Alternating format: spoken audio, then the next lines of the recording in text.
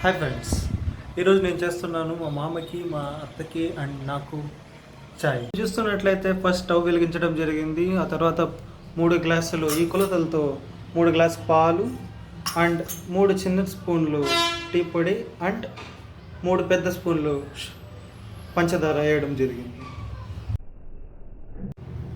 And నేను ఈ tea చేయడానికి ముఖ్యంగా నేను వాడే పద్ధతి ఏంటంటే, చాలామంది ఇది చేయరు, బట్ నేను అయితే ప్రిఫర్ చేస్తాను.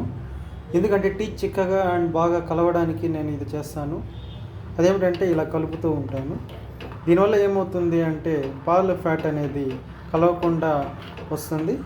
సో పాలు ఇంకా చిక్కబడి ఇంకా మంచి టేస్ట్ అనేది మనకి వస్తుంది. ఇది మీరు ఎక్కువగా టీ స్టాల్స్లో చూస్తూ ఉంటారు. ఇరానీ చాయ్ దానికని చేస్తారు. ఇది ఇరానీ చాయ్ కాదు, బట్ ఐ ప్రిఫర్ ఇట్. పాలు అనేది నెమ్మదిగా పైకి వస్తుంది. చూద్దాం.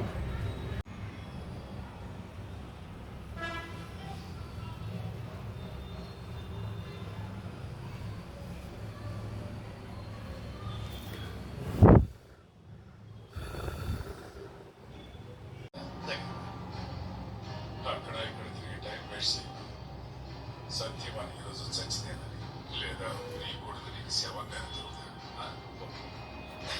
వెళ్ళండి.